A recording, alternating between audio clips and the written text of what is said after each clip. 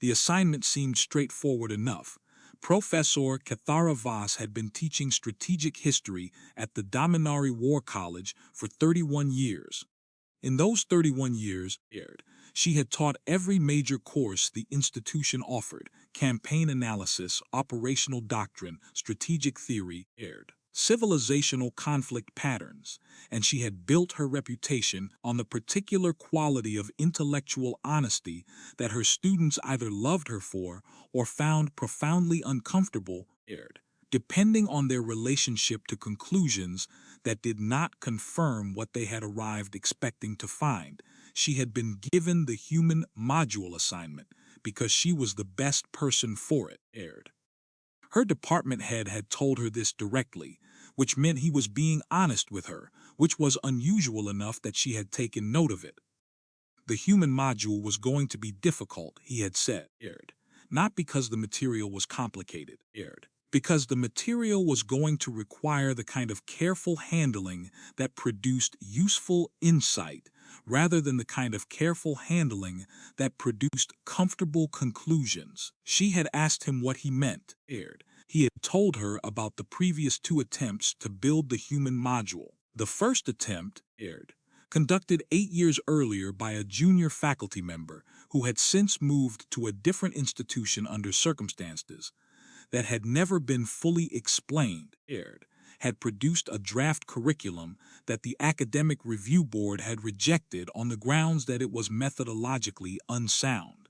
The second attempt, conducted 4 years later by a senior scholar with 30 years of War College experience, had produced a curriculum that the Review Board had accepted, and that had been taught once, to a cohort of 60 senior military officers, after which 5 of those officers had formally requested reassignment and the other 55 had submitted evaluation forms that used, with a consistency that the faculty found striking, the same phrase to describe the experience. The phrase was, "This was not what I expected."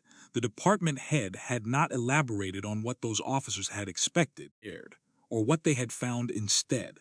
He had simply told Kethara Voss that she was the right person for the assignment, handed her the files, and wished her well in the particular tone of someone who believes they are wishing a colleague well on a genuinely difficult journey and means it sincerely. She had taken the files home and begun reading. The files contained the accumulated human military history that the War College's research division had compiled over 40 years of study. Everything from the earliest documented organized conflict on the human homeworld to the most recent engagements between human forces and the various adversaries they had encountered in the 2 centuries since they had reached space. Primary sources, secondary analyses, tactical assessments, strategic overviews, order of battle documentation, logistics records, casualty figures, campaign outcomes, the full documentary apparatus that serious military history required. She had planned to spend 2 weeks reviewing the files before beginning to develop the curriculum. She finished the review in 3 weeks instead of 2. Because in the middle of the second week, she had found something that made her stop and go back to the beginning and start again. What she had found was not hidden. It was present in the files throughout, documented plainly and clearly in every section and every period and every category of analysis. She had not found it immediately because she had been reading the files in the framework she applied to all military history. The framework of defeats and victories, of campaigns won and campaigns lost, of the patterns of success and failure that the War College's curriculum was designed to identify and transmit to the officers who would apply them. She had been looking for the defeats. This was standard practice. The War College's pedagogical philosophy was built, as most serious military educational institutions' philosophies were built, on the study of failure. Victory was instructive but limited in what it taught. Victory confirmed what worked, but it could not teach you the full range of what failed, because the successful party by definition, had not failed in the ways that mattered most. Defeat was where the real lessons lived. Defeat showed you where the doctrine had gaps, where the logistics had failed, where the command had been inadequate, where the intelligence had been wrong, where the terrain had not been understood, where the adversary had been underestimated. The study of defeat was the study of the full complexity of war in a way that the study of victory could not match. The human files should have been full of defeats. Every other species the War College had studied was full of defeats. This was not a criticism. It was the nature of war that both parties could not win, and in a history spanning thousands of years, every civilization had accumulated defeats in numbers sufficient to fill multiple courses. The Sekari had 17 documented catastrophic military failures that each warranted their own dedicated analysis. The Vrethian hegemony had the collapse of the outer front, a 12-year operational failure that remained the defining case study in the dangers of overextended supply lines. The collective itself had the 3 stopped operations, which were studied every year in the first-year curriculum as foundational examples of strategic miscalculation. Every civilization had its defeats. Defeats were the common currency of military history, the shared experience that made the study of war across species lines possible, because the patterns of failure, the way overconfidence produced vulnerability, the way poor logistics collapsed campaigns, the way command dysfunction multiplied into operational disaster, appeared consistently across species and cultures and technological levels. Giving the historian and the student a common language, Kethara Voss went through the human files 3 times looking for the defeats. She found some, not none. The human record contained military failures, documented honestly and in detail. Specific campaigns where human forces had been outmaneuvered. Specific operations where logistics had broken down and the advance had stalled. Specific engagements where tactical errors had produced preventable casualties and suboptimal outcomes. The failures were real, and the documentation was thorough, and there was genuine material there for the kind of analytical study the curriculum required. But there were not enough of them. This was the thing that made her stop reading and go back to the beginning. Not the presence of failures, the ratio. The proportion of documented military failures to the total number of documented military engagements was, in the human record, significantly lower than in any other civilizational military history the War College had studied, not slightly lower, significantly lower. She checked her work 3 times before she was willing to trust the conclusion. Then she checked it a 4th time, using a different analytical method. Then she asked a research assistant to check it independently. Without telling the assistant what she expected to find, the research assistant's independent analysis confirmed the ratio. She sat with this for a long time.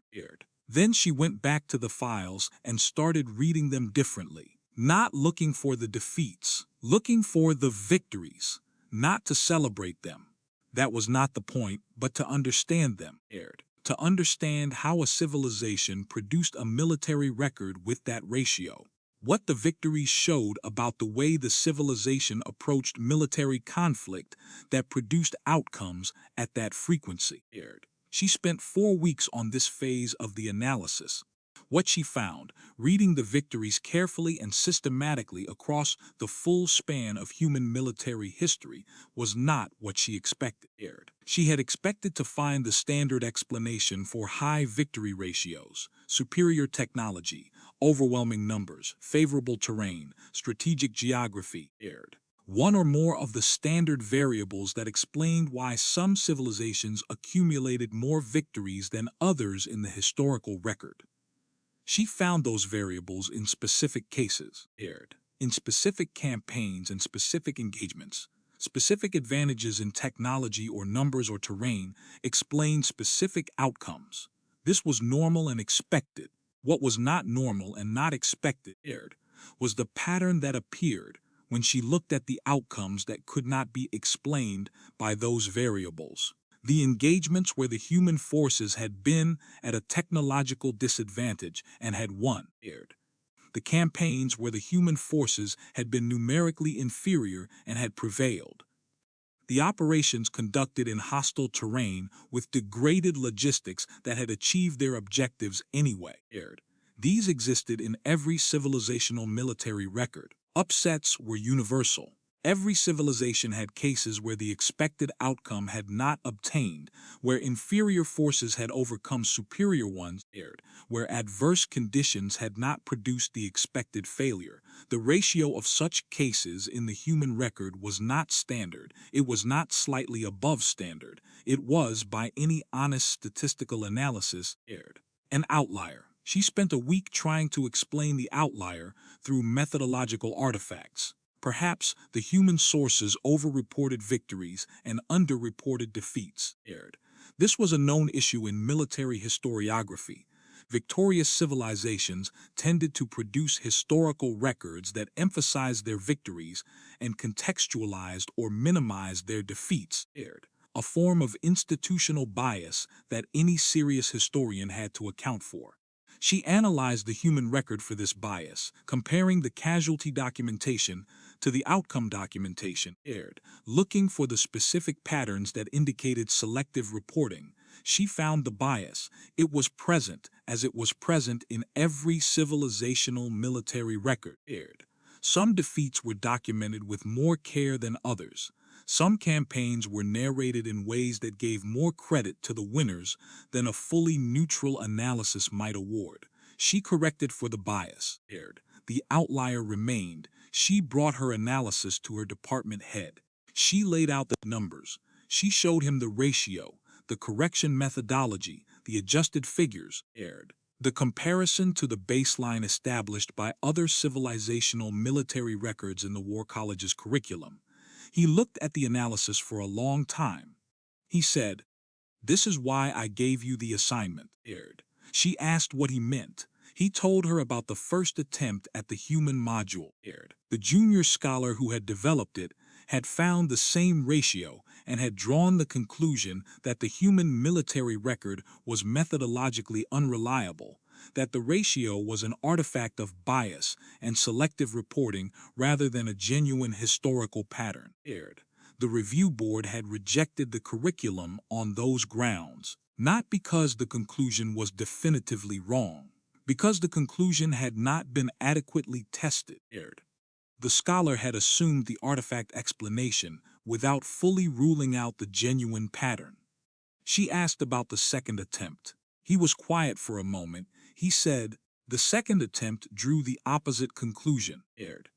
The scholar found the same ratio and concluded that it was real, that the human military record genuinely reflected a pattern of outcomes that was anomalous by the standards of comparative military history. The curriculum built on that conclusion was factually sound. The review board accepted it. She asked why it had only been taught once and why 5 officers had requested reassignment afterward. He said, because the curriculum explained the pattern but did not explain what the pattern meant. It showed the officers that the ratio was real and told them to account for it in their strategic planning. It did not tell them why the ratio was real.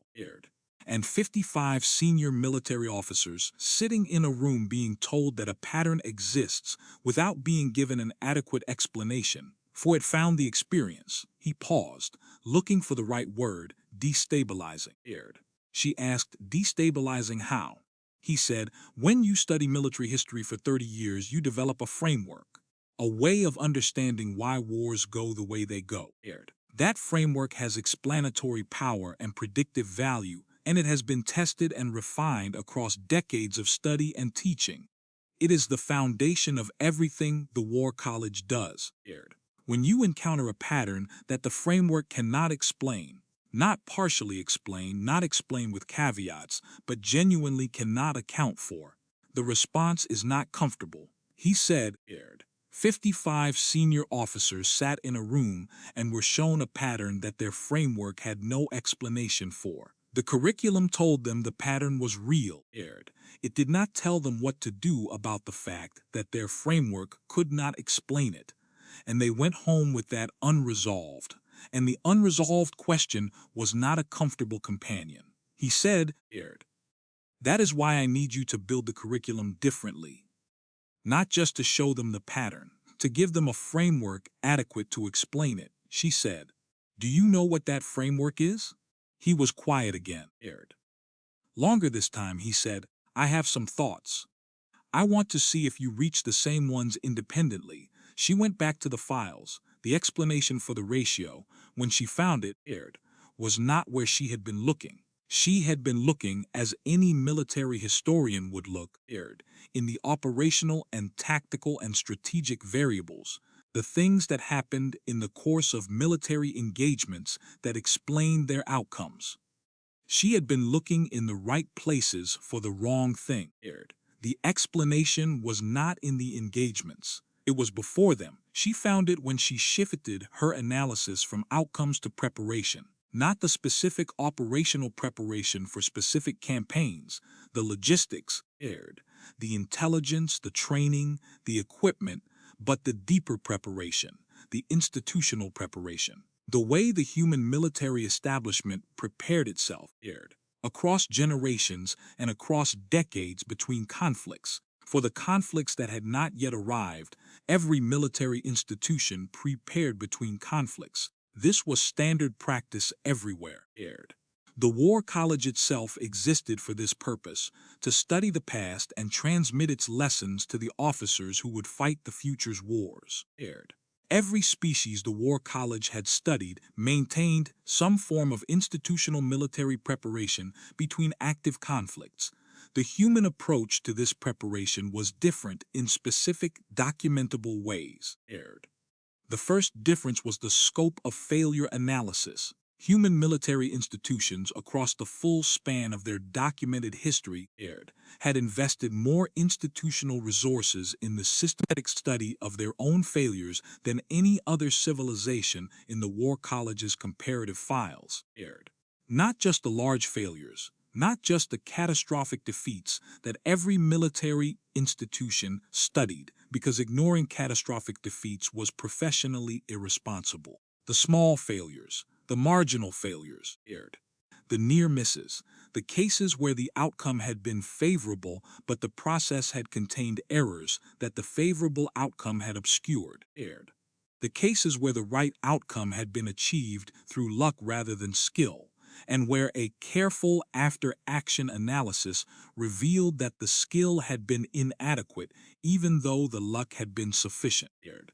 Human military institutions had developed, across their history, a systematic practice of studying the cases where they had been lucky and asking what would have happened if they had not been, aired. They had built this practice into their doctrine, their training, their command culture, aired.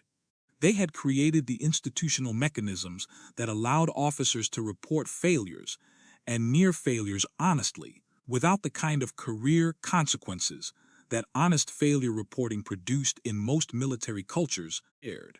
Because they had understood, at some point in their institutional development, that the ability to learn from failure required the ability to acknowledge failure, aired. And the ability to acknowledge failure required the removal of the incentives to conceal it. She spent a week documenting this, aired. The human military record contained a category of document that had no direct equivalent in any other civilizational military archive she had worked with. The humans called them after-action reports, aired, and they had been producing them in some form for as long as they had documented military operations. The earliest examples were informal and inconsistent.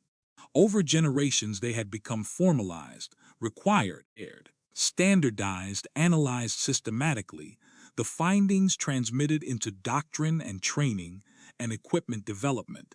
The reports did not just cover what had gone wrong. They covered what had gone right, aired.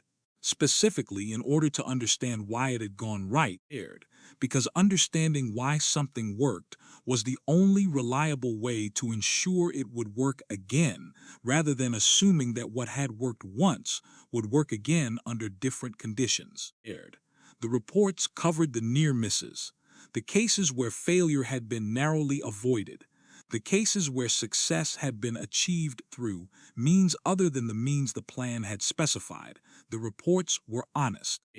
Not universally honest. Institutional cultures never produce universal honesty, and the human military record contained examples of reports that were shaped by the career interests of the people writing them. But the system was designed for honesty in a way that produced significantly more honest reporting than any comparable system she had analyzed. Because the system had been built by people who understood that the purpose of the reports was to learn, and that learning from dishonest reports was impossible. The second difference she found was in the relationship between failures and doctrine change. Every military institution studied failures. What varied across institutions was what happened next. In most military cultures, the study of failure produced one of two responses: doctrinal rigidity, where the failure was explained as an aberration and the existing doctrine was maintained with minor adjustments, or doctrinal overcorrection, where the failure produced sweeping changes that addressed the specific failure but introduced new vulnerabilities that the next conflict would reveal. The human military record showed a third pattern, not between rigidity and overcorrection, a different relationship to failure entirely. A relationship that treated each failure not as an anomaly to be explained away or a catastrophe requiring total revision, but as a data point in an ongoing process of refinement. A process that expected imperfection, built imperfection into its assumptions, and designed its institutional responses to failure around the expectation that improvement would be continuous and incremental rather than conclusive and final. This was not a philosophical position in the human military record. It was a practical one, expressed not in theoretical texts but in the operational documents, the training manuals, the doctrine publications, the curriculum guidelines, the after-action report analysis protocols of military institutions across generations. The practical expression of the position was this: the current doctrine is the best available doctrine given current information. The purpose of the institutional learning process is to improve it. Failure is the most reliable source of the information needed to improve it. Therefore, failure is not the opposite of success, but a constituent element of the process by which success is eventually achieved. She was familiar with this position as a theoretical claim. Most serious military theorists across species lines had articulated some version of it at some point. What was distinctive about the human record was not the articulation but the institutionalization. The humans had not just said this. They had built it into their structures in ways that made it operational rather than aspirational. They had created the mechanisms that allowed failure information to flow upward without being filtered by the institutional incentives that made failure reporting costly. They had created the analytical processes that ensured failure information was used to update doctrine rather than filed and forgotten. They had created the training cultures that treated the study of failure as a core professional competency rather than a corrective exercise reserved for after catastrophic setbacks. The institutionalization had taken time. The early human military record showed the same patterns she found in every civilizational military history: institutional cultures that resisted honest failure reporting, that explained defeats as aberrations and victories as confirmation of existing doctrine, that changed only under the pressure of catastrophic setbacks too large to explain away. The transformation from that pattern to the pattern that characterized the later record was gradual, imperfect, contested at every stage by the institutional conservatism that made cultural change in large organizations difficult regardless of species. But it had happened, across generations, through the cumulative effect of reformers who had understood what the institutional culture needed to become and who had built the structures that moved it in that direction. The transformation had happened, and the ratio reflected it. The third difference was in the treatment of adversaries. Human military culture had developed across its history, a specific relationship to the study of adversaries that differed in one critical way from the standard comparative military approach. The standard approach studied adversary capabilities, what they could do, what assets they had, what technological and numerical advantages they could bring to bear. This was essential, and every military institution did it. The human approach added a layer that the standard approach did not include. It studied adversary decision-making, not just what adversaries could do, but how they decided what to do.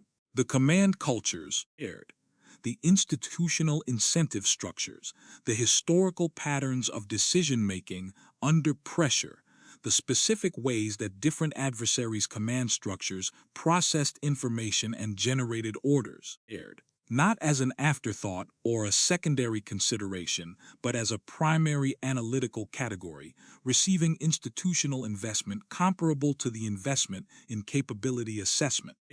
The practical effect of this was that human military commanders, going into engagements, had a model of how the adversary command would likely respond to specific situations, not a perfect model, not a certain prediction, but a framework built on systematic study of adversary decision-making patterns that allowed for a different kind of planning than pure capability comparison permitted. The framework allowed for the exploitation of adversary decision-making patterns. The identification of the specific situations in which adversary command structures were likely to make errors, the specific pressures that produced the specific failures that the adversary's own historical record showed it to be susceptible to, the specific conditions that would make the adversary's strengths less relevant and its vulnerabilities more exposed. She found case after case in the human record where operations had been designed not to match adversary capability, but to create the conditions that would elicit adversary decision-making failures. Cases where the operational design was less about what human forces would do and more about what human forces would cause the adversary command to do. Cases where victory was achieved not through superior capability, but through the creation of situations in which the adversary's own command processes produced the defeat. This was not unique to humanity. Every military tradition contained examples of this kind of thinking. But the systematic development of adversary decision-making study as an institutional practice, sustained across generations and built into the training and analytical culture of military institutions, was distinctive in the comparative record. She brought all 3 findings to her department head at the end of the 4th week of her analysis. He listened to her present the findings in the careful, precise language of a senior scholar who has spent 4 weeks examining something from every angle and is confident in what she has found. When she finished, he was quiet for a while. Then he said, "Yes, that is what I found 14 years ago when I did this analysis myself. Before I became department head, before either of the previous curriculum attempts. When I was a researcher trying to understand the ratio." She asked, "Why didn't you build the curriculum yourself?" He said, "Because I found something else. After the 3 findings. Something that the 3 findings pointed toward but did not fully explain. And I have not been certain, in 14 years, how to handle it in a curriculum." She asked what he had found. He said, "Read the personal testimony, not the operational documents, the letters, the journals, the recorded conversations, the memoirs of the individuals inside the institutions. After you have the 3 findings from the institutional analysis, Read what the people inside the institution said about what they were doing and why.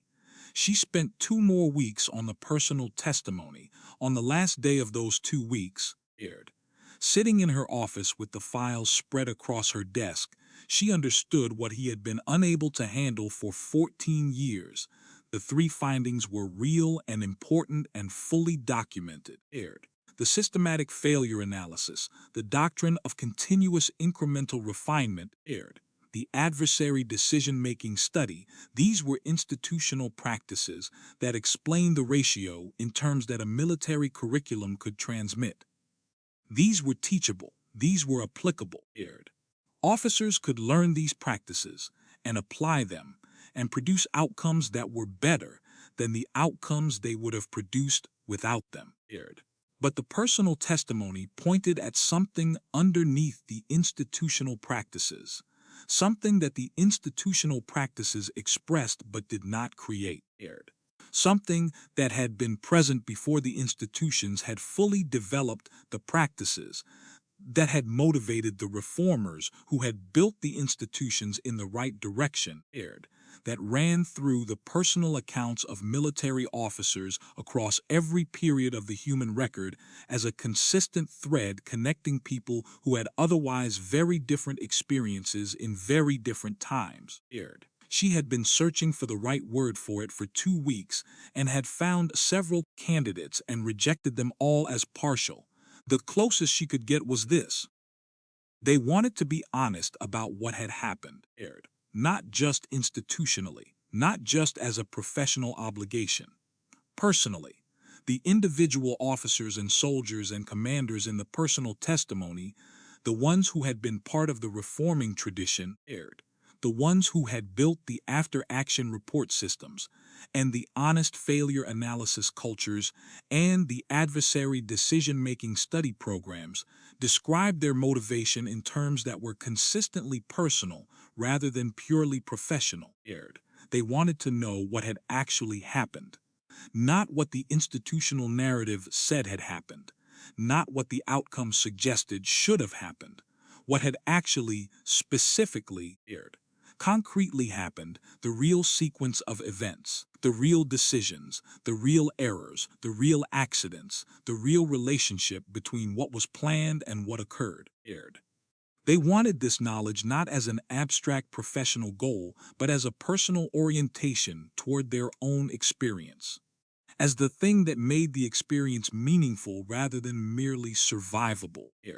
The officers who had built the institutional practices that explained the ratio were, in their personal testimony, people for whom the honest examination of what had happened was not a methodology.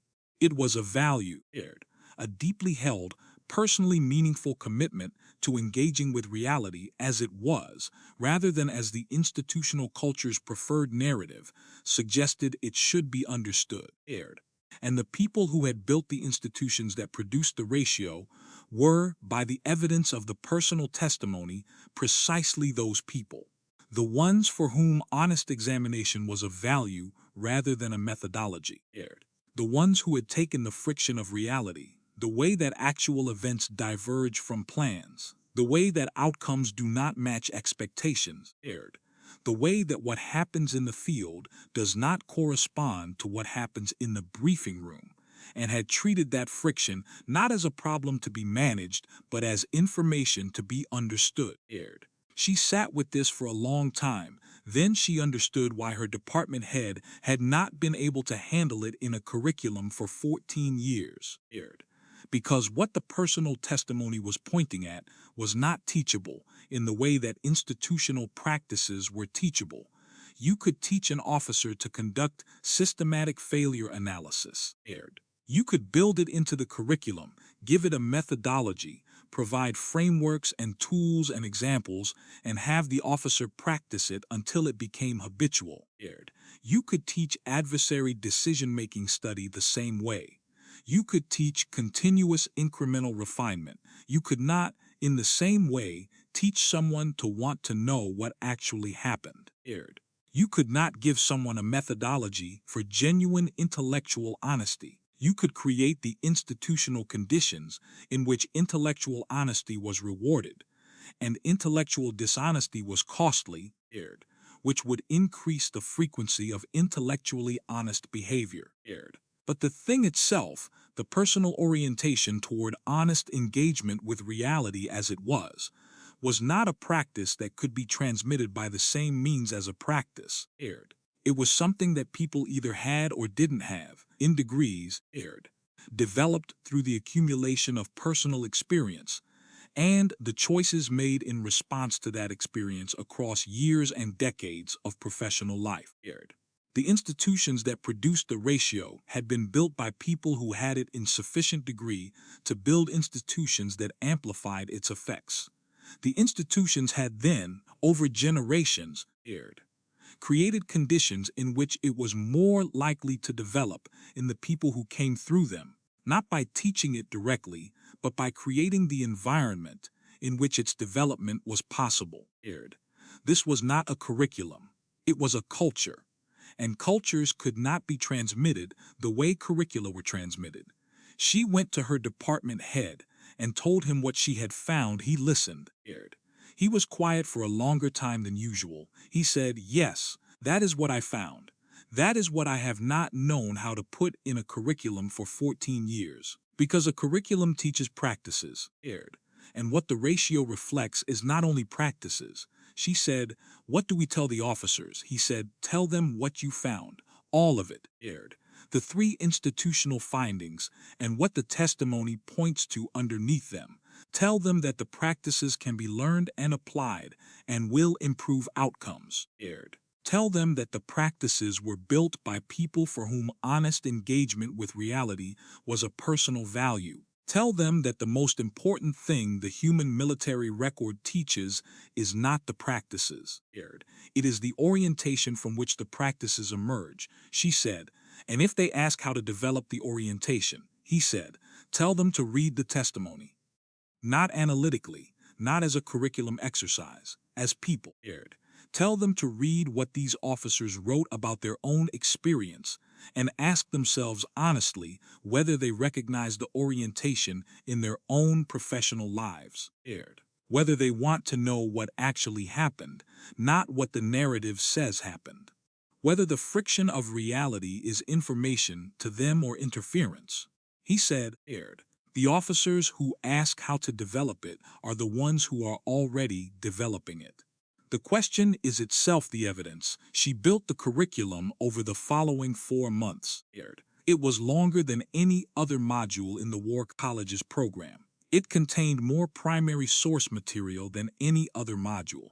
It required the officers who took it to spend more time with specific cases, in more depth than any other module required. It did not have a clean conclusion. Most War College modules ended with a synthesis, set of principles, a framework, a distilled set of lessons that the officer could carry into their next assignment. The human module ended differently. It ended by asking the officers to return to the after-action reports they had spent the module analyzing and to write their own assessment of what the reports, taken together, said about the relationships between military effectiveness and the institutional culture that produced it. The assessments varied widely. The variation was, Kethara Voss argued in the curriculum's explanatory notes, not a failure of the module. It was the evidence that the module had worked. Officers who had genuinely engaged with the material came away with different conclusions because the material was rich enough and complex enough to support different conclusions, and the process of working through that complexity and arriving at a specific, defensible, personally held conclusion was precisely what the module was designed to produce. The module was taught for the first time 6 months after she completed it.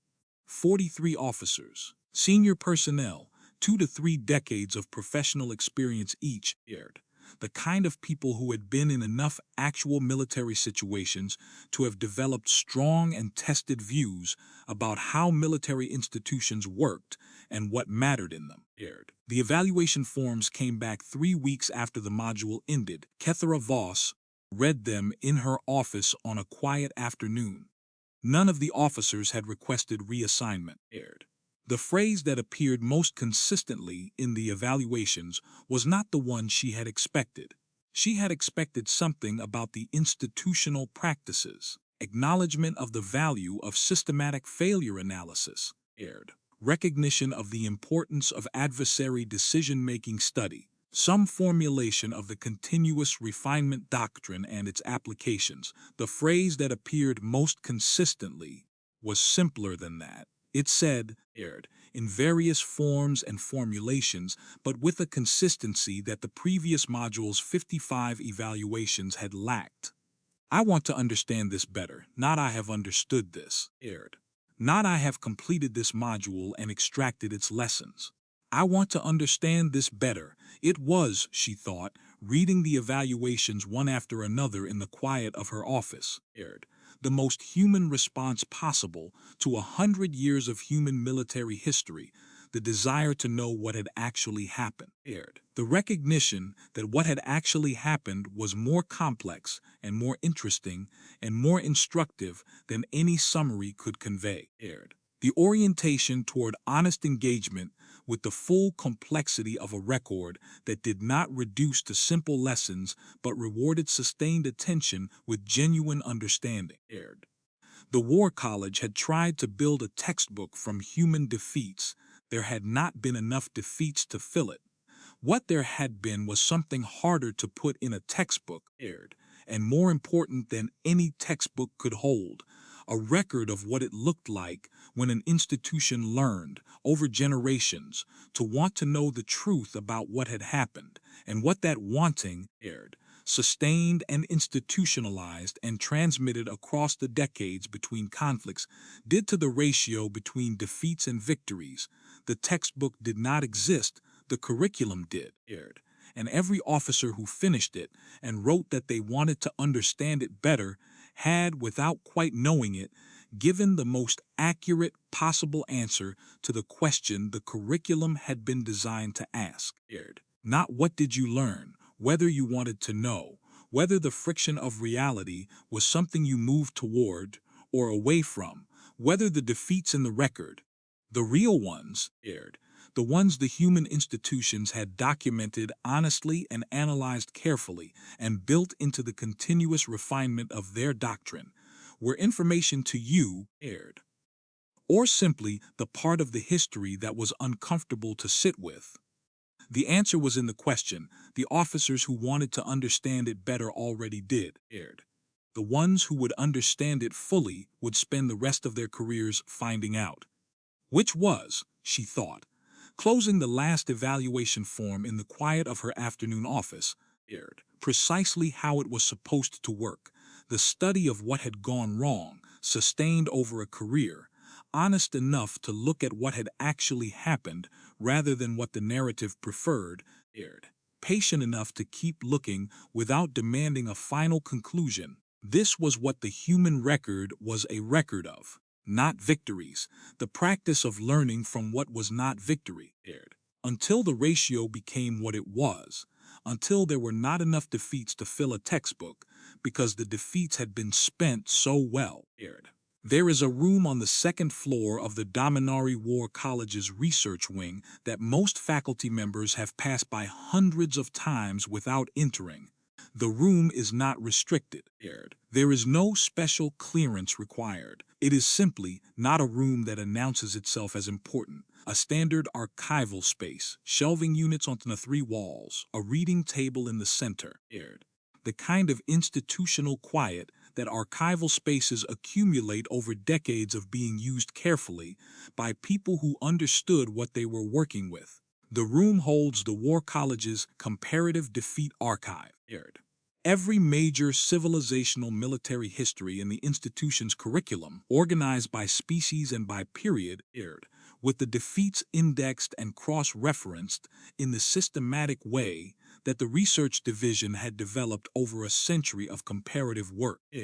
The archive was the foundation of the War College's curriculum, the source material from which every module drew its cases, against which every analysis was tested, through which every theory of military effectiveness was measured against the evidence of what had actually happened in actual conflicts across the full span of the institution's knowledge. Kethara Voss had worked in that room, over the years of building the human module, more than any other single location in the building. She had spent hundreds of hours at the reading table, pulling files and returning them, following analytical threads from species to species and period to period, building the comparative framework that the human module required. The human section of the archive occupied, she had noted early in her work, significantly less shelf space than any other species in the collection, despite the human record being among the most extensively documented in the archive. This was a function of the ratio. The comparative defeat archive indexed defeats. The human section had fewer of them per unit of military activity than any other section. The shelf space reflected the content. She had found this, early in her work, simply an interesting data point, a way of visualizing the ratio, that the numbers alone did not make visually concrete. She found it more interesting as she progressed. The archive had been organized by the research division's founding director, a scholar named Meth Solon, who had died 70 years before Kethara Voss joined the faculty, and whose organizational philosophy was documented in a short essay that sat in the archive's finding aids, and that she had read in her first week of research. Meth Solon had written in that essay that the purpose of the comparative defeat archive was not to document failure for its own sake. The purpose was to make the patterns of failure accessible for systematic study, because the patterns of failure were the closest thing to universal laws that military history offered. The defeats of every civilization showed the same vulnerabilities in different forms: the overextended supply line, the command dysfunction under pressure, the underestimated adversary, the doctrine that had not kept pace with the changing character of conflict. These patterns appeared with sufficient consistency across sufficient species and periods, to constitute genuine knowledge about the conditions that produced military failure. The archive was organized to make those patterns visible, to allow a researcher to trace a specific vulnerability, say, command dysfunction under communication degradation, across every civilization in the collection, and see how the vulnerability had manifested, what conditions had produced it, what the outcomes had been, what the successful responses had looked like when they had occurred. Kethara Voss had used the archive this way, as Meth Solon had intended, throughout her work on the human module. But the human section had required her to use it differently in one specific way. Every other section of the archive offered abundant material for the standard vulnerabilities. Every other section was dense with examples of overextended supply lines and command dysfunction and underestimated adversaries. The patterns were easy to trace because the examples were numerous. The human section was not dense with these examples. The examples existed, the human record was honest about them, had documented them carefully, had produced the kind of after-action analysis that made them easy to find and study. But they were not numerous in the way they were numerous in every other section. To study the standard vulnerability patterns in the human section, she had to look at what had not happened as carefully as what had. She had to look at the near misses, the cases where command dysfunction had been developing and had been corrected before it became operational failure, where supply lines had been extending, and the extension had been recognized and addressed before it became a campaign-ending collapse, where adversary capability had been underestimated and the underestimation had been caught in the analytical process and corrected before the engagement occurred. The near misses were in the archive. They were in the after-action reports, documented with the same care as the actual failures, treated with the same analytical seriousness, fed into the same doctrine revision processes. The institutional practice that had produced the ratio was visible in the near misses as clearly as it was visible in the victories. The same systematic analysis, the same honest reporting aired, the same willingness to ask what had nearly gone wrong and why, and what should be different next time. She had spent 2 weeks on the near misses before she understood what they were showing her aired. The near misses were the evidence of the institutional practice at its most essential, not the victories, which showed the practice working. The near misses aired, which showed the practice catching the vulnerability before it became the failure. The practice was not what prevented every vulnerability from becoming a failure. Some vulnerabilities became failures anyway, aired, despite the practice, because the practice was not perfect and because war was not a domain in which any institutional practice could prevent all failures, aired. The practice was what prevented many vulnerabilities from becoming failures, what caught them in the developing stage and gave the institution the opportunity to address them before the cost became operational, aired. The near misses were the practice in action, the cases where someone, at some level of the command structure, aired, had noticed something developing and had reported it honestly, and the report had been taken seriously and acted upon, and the developing vulnerability had been addressed before it became a defeat, aired. She had spent her career studying military history. She had worked with every archive in the War College's collection. She had never, before the human section aired, found a collection of near misses as dense and as carefully documented as what she found there, not because the humans had experienced more near misses than other civilizations aired. She had no way to determine that near misses were inherently undercounted in every archive aired, because the institutional pressures against honest reporting meant that many near misses were not reported and therefore not archived, because the humans had reported more of theirs aired, had built the institutional mechanisms that made reporting near misses professionally safe and professionally valuable aired, had created the culture in which the honest report of a developing vulnerability was treated as a contribution to institutional learning rather than an admission of personal inadequacy or an indictment of someone else's decisions aired. The near misses that were reported were the near misses that were caught, and the near misses that were caught were the defeats that did not happen. She understood, aired, sitting with the near-miss files in the archive room on the second floor, that the thin shelf of the human section was not the absence of something. It was the evidence of something, aired, the evidence of a specific institutional practice, sustained over generations, that had converted what would otherwise have been defeats into something else, into near misses, into lessons aired, into the doctrine updates and training revisions and command culture adjustments that meant the next similar situation was less likely to produce the same failure aired. The thin shelf was the evidence of the practice working. She sat with this for a long time.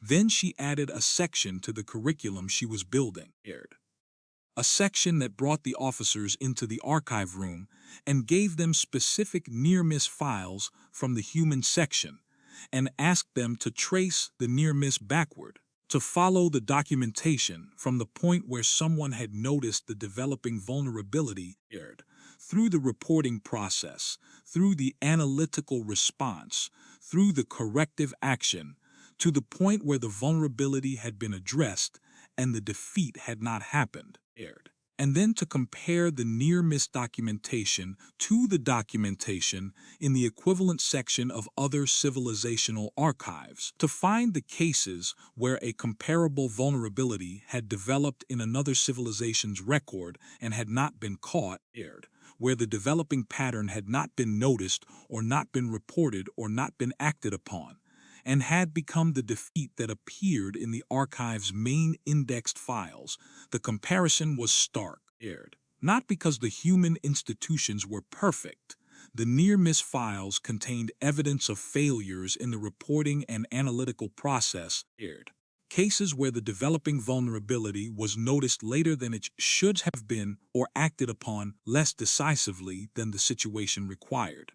The human institutions were not perfect, but they were aired by the evidence of the comparative analysis, better at this specific thing, at catching vulnerabilities before they became operational failures, than any other institutional framework in the collection aired. And the reason, visible in the near-miss documentation as clearly as in any other part of the record, was not technology or numbers or strategic geography. It was the reporting culture aired, the institutional environment in which honest acknowledgement of developing problems was rewarded and concealment was costly. The environment that had been built over generations aired by people who had understood that the most expensive way to learn from a vulnerability was to wait until it produced a defeat aired. The officers who went through that section of the curriculum and made the comparative analysis came out of it with something specific that the earlier module attempts had not produced aired. Not just understanding of the pattern, understanding of the mechanism, the specific, documentable, institutionally replicable mechanism that explained why the pattern existed aired. And the understanding that the mechanism was not exotic or species-specific or the product of some inherent characteristic of humanity that could not be replicated. It was a practice, a specific, learnable, aired, institutionalizable practice of honest failure reporting and systematic near-miss analysis and continuous incremental doctrine refinement. It was something they could build, not easily, aired. Institutional cultures did not change quickly, aired, and the incentive structures that made honest failure reporting costly were deeply embedded in most military cultures and would not be dislodged by a single curriculum module. But they could be built, aired, given the commitment and the time and the willingness to face the resistance that building them would generate.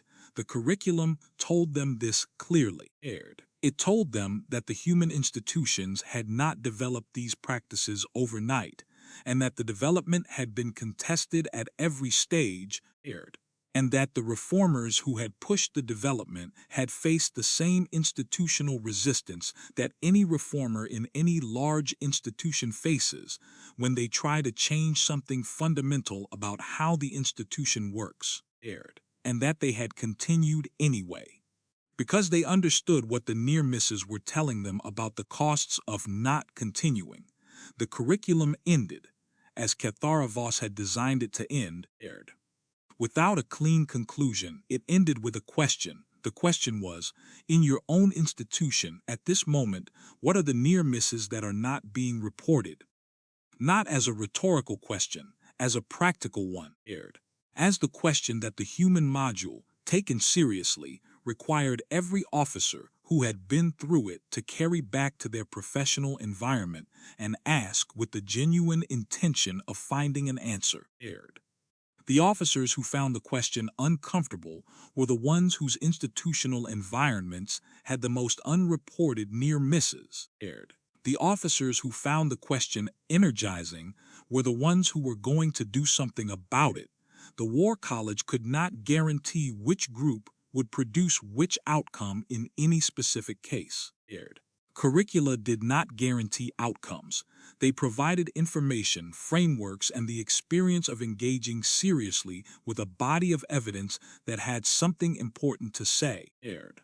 What happened after the officers left the classroom was their own, aired. But the curriculum had told them what the human record had shown about what happened when institutions built the practice of honest engagement with failure into their cultures, aired. It had shown them the near-miss files and the thin shelf in the archive and the ratio that had prompted the assignment in the first place. It had given them the evidence, aired. What they did with it was the part that could not be put in a curriculum. The part that was either already there in the professional orientation they had developed across decades of experience, or was becoming there, aired. In the specific kind of attention the curriculum was designed to cultivate, the part that made the ratio what it was, not the victories, the honest attention to what had nearly gone wrong, and the determination to make sure it didn't. Kethara Voss taught the human module herself for the first 4 years after completing it. She taught it to 43 officers in the first cohort, 61 in the second, 57 in the third, and 72 in the fourth. She taught it with the same attention and rigor she brought to all her teaching, and she watched each cohort work through the material with the specific quality of attention that comes from a curriculum designed to demand genuine engagement rather than passive reception. The evaluation forms continued to reflect the pattern of the first cohort. Officers who completed the module consistently described wanting to understand it better, wanting to go back to specific cases with more time, wanting to apply the analytical framework to their own institutional environments in ways that the module structure had not fully accommodated. She built a follow-up seminar for officers who wanted to continue the work after the module ended. The seminar was not required. It met 6 times across 3 months and asked participants to bring specific examples from their own institutional environments, cases where vulnerability reporting had worked, cases where it hadn't, cases where near misses had been caught and addressed, and cases where they hadn't been caught until they became something worse. The seminar was voluntary. Every cohort produced more participants than the seminar had seats for. She was not surprised by this. She had understood by the end of building the curriculum, that the officers the module worked on were the officers who were already oriented toward the question it was asking. The module was not creating the orientation, it was finding it and giving it material to work with and a framework for understanding what it was looking at. The orientation, where it existed, had been developed before the module began. In the specific accumulation of professional experience that a military career produced, the assignments that had gone well and the ones that hadn't, the commands that had made decisions correctly and the ones that hadn't, the moments of watching things fail that could have been caught earlier, and the moments of watching honest reporting prevent a failure that would otherwise have been expensive. The experience that produced, in some officers and not others, the personal commitment to knowing what had actually happened. She had found this orientation in the human record. She had found it in the testimony of the officers and reformers who had built the institutional practices that explained the ratio. She had found it expressed in that testimony, as a value rather than a strategy, something that mattered to them personally and not only professionally. She had found it looking honestly in herself, not because she was special, because she had spent 31 years doing the kind of work that the human record showed was the foundation of the institutional practices she was studying. The work of sitting with evidence that did not confirm what she expected and staying with it long enough to understand what it was actually showing. The work of building curricula that told officers things that were accurate and important and genuinely difficult to hear, because the difficult things were the things worth saying. The work of going back to the beginning when she found something that changed what the beginning meant. The work of wanting to know what had actually happened. She was not doing this work because she had been taught to. She was doing it because she had developed, across 31 years, the specific professional character that made the work feel like the right work to be doing. The work that was honest in the way that mattered and demanding in the way that produced something worth producing. She recognized the orientation in the human record because she recognized it in herself. This was the thing her department head had not been able to put in a curriculum for 14 years. Not because it was impossible to describe, because it was not something that could be taught to someone who did not already have the beginnings of it. It could be developed. It could be given material to work with. It could be cultivated by the right institutional environment. But it could not be installed in a person the way a practice could be installed. It was the thing underneath the practices, the thing from which the practices emerged, the thing that the human military record read carefully and honestly, and with patience for what it was actually showing, was a 100-year demonstration of the desire to know, not the desire to confirm, not the desire to reassure, the desire to know, to engage with what had actually happened at whatever cost to the preferred narrative, and to build from the honest engagement with what had happened the understanding that would make the next thing go better. The War College had spent 100 years studying human defeats. There had not been enough defeats to fill a textbook. The reason was not that humans did not fail.